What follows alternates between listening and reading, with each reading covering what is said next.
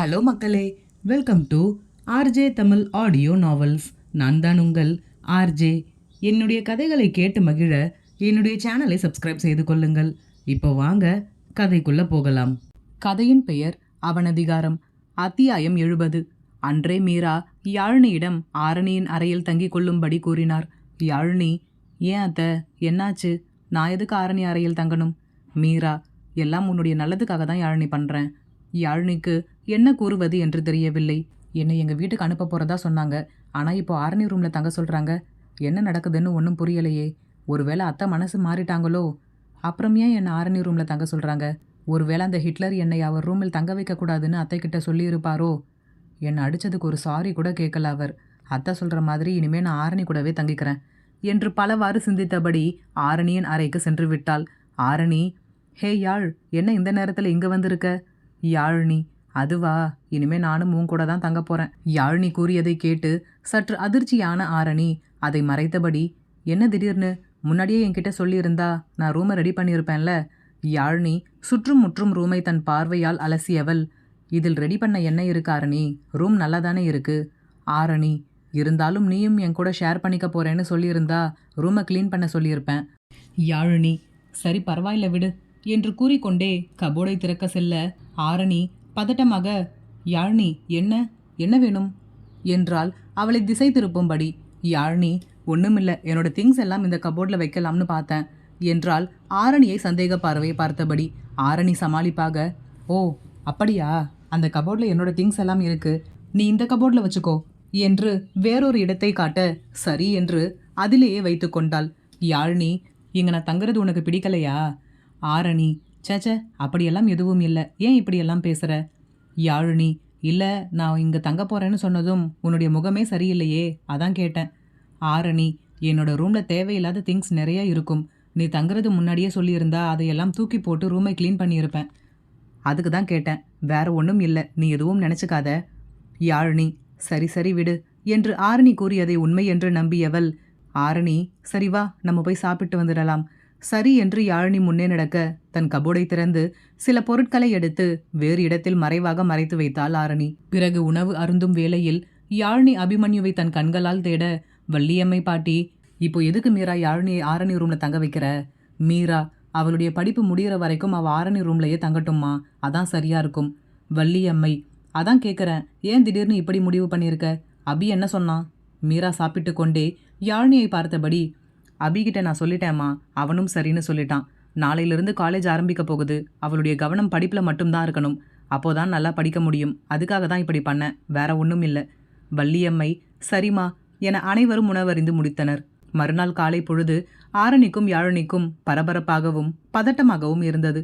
அதிலும் யாழினிக்கு சொல்லவே தேவையில்லை. விருப்பம் இல்லாமல் கிளம்பினாலும் எப்படி இந்த புதிய சூழலை எதிர்கொள்வது என்ற பதட்டமும் படபடப்புமாக கிளம்பி கொண்டிருந்தாள். ஆரியன், எதுக்கு இப்போ நீங்கள் 2 பேரும் இவ்வளவு டென்ஷனாக இருக்கீங்க? ஆரணி, டென்ஷனா? அதெல்லாம் ஒன்றுமில்லை, புது காலேஜ் எப்படி இருக்குமோன்னு கொஞ்சம் நர்வஸாக இருக்குது, அவ்வளவுதான். ஆரியன், ஆனால் நம்ம அண்ணியார் முகத்தை பார்த்து அப்படி தெரியலையே என்றான் யாழினியை பார்த்து சிரித்தபடி. யாழினி எதுவும் பதில் கூறவில்லை. அமைதியாக தன் தட்டை பார்த்தபடி அமர்ந்திருந்தாள். மீரா, ரொம்ப நேரமாக தட்டில் கையை வச்சுக்கிட்டு பிசைஞ்சுக்கிட்டே இருக்கியே, சாப்பிடு. யாழினி, ஆ என்று விட்டு மீண்டும் சாப்பிடாமல் தட்டையே பார்த்தபடி அமர்ந்திருந்தாள். ஆரியன், என்ன யாழினி, ஏன் ஒரு மாதிரி இருக்க? யாழினி, ஒன்றுமில்லை. பிறகு இருவரும் தயாராகி காலேஜிற்கு கிளம்ப யாழினியின் முகம் தெளிவடையாமல் இருப்பதை பார்த்து, மீரா, நீ பயப்படுற மாதிரி எதுவுமே இருக்காது, நீ வேணும்னா பாரு, ஈவினிங் வந்து ஜாலியாக இருந்துச்சுன்னு சொல்ல போற. ஆரணி, நீ பயப்படுற அளவுக்கு அங்கே ஒன்றுமே இருக்காது யாழ், நம்ம படிக்க தானே போகிறோம், நீ ஏன் இவ்வளவு டென்ஷன் ஆகுற? ஃப்ரீயா வா. சரி என்று தலையசைத்து விட்டு அனைவரிடமும் விடை பெற்றபடி இருவரும் வெளியே செல்ல அபிமன்யு, மாம், நான் இவங்களை காலேஜில் ட்ராப் பண்ணட்டுமா என்றான் பின்னிருந்தபடி. மீரா, உனக்கு ஆஃபீஸ்க்கு டைம் ஆகிடுமே அபி. அபிமன்யு, நோ ப்ராப்ளம் மாம், நான் பார்த்துக்கிறேன். மீரா, ஓகே, நீயே அப்போ ட்ராப் பண்ணிடு. பிறகு ஆரணி பின்னிருக்கையில் ஏறிக்கொள்ள அபிமன்யு யாழினிக்காக முன்பக்க கதவை திறந்து விட்டபடி டிரைவர் சீட்டில் அமர்ந்தான். யாழினி முன்னிருக்கையில் ஏறும்போதே ஆரியன் ஓடி வந்து ஆரணியின் அருகில் அமர்ந்தபடி, அண்ணா, என்னையும் ட்ராப் பண்ணிடுங்க என்றான். அபிமன்யு எதுவும் கூறாமல் வண்டியை எடுத்து விட்டான். பிறகு ஆரணியிடம் ஆரியன், பாத்தியா ஆரணி, என்னைக்காவது அண்ணா என்னை காலேஜ்லேயோ இல்லை உன்னை ஸ்கூல்லையோ ட்ராப் பண்ணுறேன்னு சொல்லியிருக்காரா? இன்னைக்கு இந்த மேடம் காலேஜுக்கு போகிறாங்கன்னு நம்மையும் சேர்த்து ட்ராப் பண்ணுறாரு. அபிமன்யு, யாழினி இருவருக்கும் இடையில் எந்த ஒரு பேச்சுவார்த்தையும் இல்லை. ஆனாலும் அவ்வப்பொழுது யாழினியை ஓரக்கண்ணால் பார்த்தபடி காரோட்டி கொண்டிருந்தான் அபிமன்யு. பிறகு கல்லூரி வளாகத்தை அடைந்ததும் ஆரணி இறங்க, Abhimanyu, all the best Arani. Arani சிரித்த முகமாக தேங்க்ஸ் அண்ணா என்றபடி இறங்கி முன்னே நடந்தாள். அபிமன்யு ஆரியனிடம், என்ன உட்காந்துட்டே இருக்க, இறங்கு. ஆரியன், அண்ணா என்னோட காலேஜ் நெக்ஸ்ட் ஸ்டாப்பிங்கில் தானே இருக்கு. அபிமன்யு, நான் காரை திருப்ப போகிறேன், வேணும்னா இங்கேயே இறங்கு, இல்லைனா என் ஆஃபீஸ்க்கு போய் தான் கார் நிற்கும் என்றான் கராராக. ஆரியன், இதுக்கு நான் என் பைக்லேயே வந்திருப்பேன் என்று புலம்பியபடி இறங்கி முன்னே சென்று விட்டான். பிறகு யாழினி கதவை திறக்கும் முன்பு அவளின் கையை பிடித்து தன்னை நோக்கி இழுத்து அணைத்தவன் அவளின் முதுகில் தேய்த்தவாறு, relax baby doll, don't worry, நீ பயப்படுற அளவுக்கு அங்கே ஒன்றும் நடக்க போகிறதில்ல, ஸோ பி கூல், ஓகே என்றபடி அவளிடமிருந்து விலகினான். அபிமன்யுவின் ஆறுதலான வார்த்தை யாழினிக்குள் சிறிது தெம்பை கொடுக்க தலையசைத்தபடி கீழே இறங்கி சென்று விட்டாள். பிறகு ஆரணியும் யாழினியும் ஒன்றாக கல்லூரி வளாகத்திற்குள் நுழையும் பொழுதே 3 பேருடைய ஒரு கும்பல் சொடக்கிட்டு அவர்களை அழைக்க, திரும்பி பார்த்த யாழினி ஆரணியின் கையை பிடித்தபடி, ஆரணி, ராகிங் எல்லாம் இருக்காதுன்னு சொன்னாங்க, இவங்க ஏன் நம்மளை கூப்பிடுறாங்க? ஆரணி, அதுக்கு எதுக்கு நீ பயப்படுற? போய் என்னன்னு கேட்டாதானே தெரியும். ஏதாவது கேட்டா அதுக்கு மட்டும் பதில் சொல்லிட்டு கிளம்பிடுவோம். பிறகு இருவரும் அவர்களை நோக்கி செல்ல, கூட்டத்தில் ஒருவன், என்ன ஃபர்ஸ்ட் இயரா? ஆரணி, ஆமா.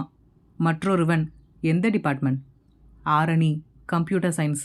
நடுவில் அமர்ந்திருந்தவன், என்ன நீ மட்டும்தான் பதில் சொல்லுவியா, மேடம் பேச மாட்டாங்களா என்று யாழினியை பார்த்து கேட்க, யாழினி, நான் சிவில் இன்ஜினியரிங் என்றாள் மெல்லிய குரலில்.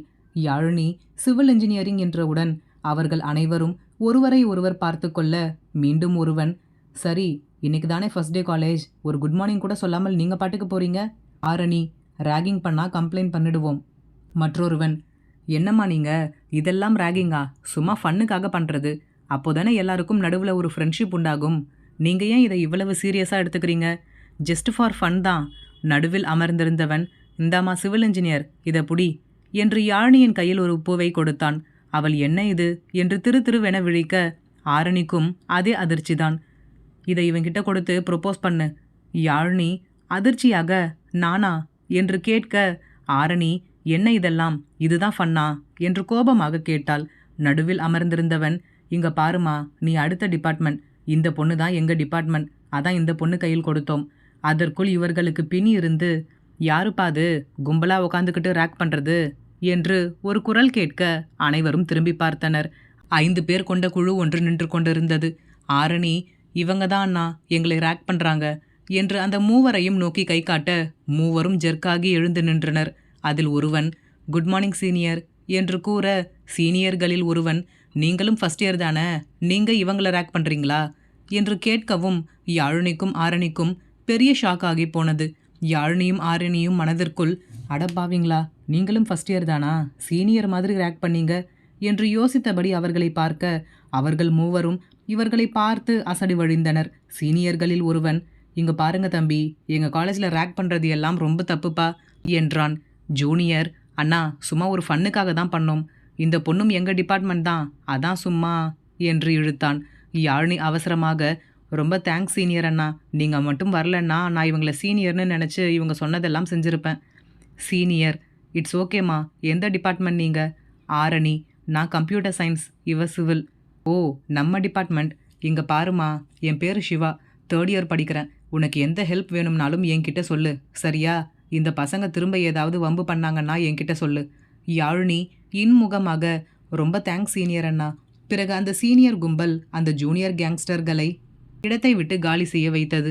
யாழினியும் ஆரணியும் தங்களின் டிபார்ட்மெண்ட்டை தேடி செல்லும் வழியில், யாழினி, நல்ல வேலை ஆரணி, அந்த சீனியர் அண்ணா மட்டும் வரலனா என் நிலைமை ரொம்ப மோசமாகி இருக்கும்.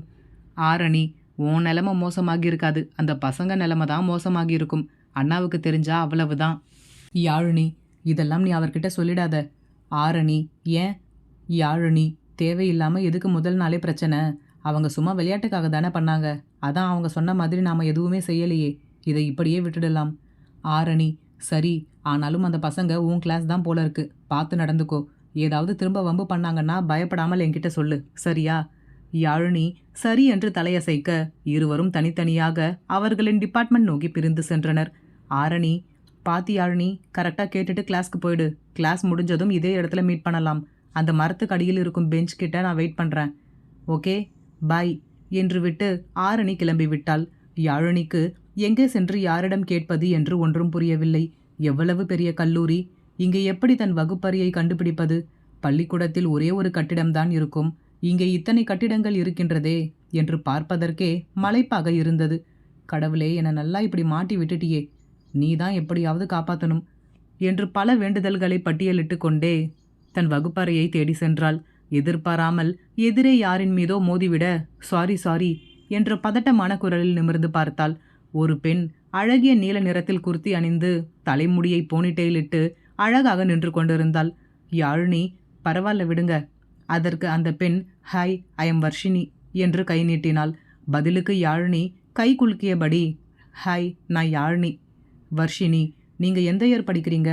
Yazhini, first year. Varshini, thank God, நானும் ஃபஸ்ட் இயர் தான். சரி வாங்க, கிளாஸ் எங்கே இருக்குன்னு பார்ப்போம். பிறகு இருவரும் தங்களை பற்றி மாற்றி மாற்றி விசாரித்தபடி பேசிக்கொண்டே வகுப்பறையை கண்டுபிடித்து சென்றனர். வகுப்பறைக்கு உள்ளே நுழையும் பொழுதே யாழினி வெளியே பார்த்த அந்த மூவர் குழு இங்கே இருந்தது. ஆசிரியர் இருக்கையில் ஒருவன் அமர்ந்திருக்க, மற்ற இருவரும் இரண்டு பக்கமும் நின்றபடி இருந்தனர். யாழினி குழப்பமாக, இவனுங்க இங்கே என்ன பண்ணுறாங்க என்று யோசித்தபடி உள்ளே வந்தாள். இருக்கையில் அமர்ந்திருந்தவன், ஹலோ சிவில் இன்ஜினியர் மேடம், ஒரு வழியாக கிளாஸ் ரூமை கண்டுபிடிச்சிட்டீங்க போல இருக்கு. மற்றொருவன், என்ன முழிக்கிற, எங்களை நல்லா சீனியர் அண்ணா கிட்ட மாட்டி விட்டுட்டீங்கல்ல. யாழினி, ஐயோ வேணும்னு நாங்கள் எதுவும் பண்ணலை. மீண்டும் அமர்ந்திருந்தவன், எங்களை மாட்டி விட்டதுக்கு கண்டிப்பாக உனக்கு பனிஷ்மெண்ட் இருக்குது. யாழினிக்கு இது என்னடா புது தலைவலி என்று இருந்தது. சாரி, இனிமே இப்படி பண்ண மாட்டேன் என்றால் அழுது விடும் குரலில். வர்ஷினிக்கு இங்கே என்ன நடக்கின்றது என்று ஒன்றும் புரியவில்லை. இனி நடக்கப் போவது என்ன? இனி வரும் அத்தியாயங்களில் பார்ப்போம். இந்த கதை பிடித்திருந்தால் மறக்காம லைக் பண்ணிட்டு அப்படியே சப்ஸ்கிரைப் பண்ணிடுங்க ஃப்ரெண்ட்ஸ். மீண்டும் அடுத்த அத்தியாயத்தில் சந்திப்போம். நன்றி.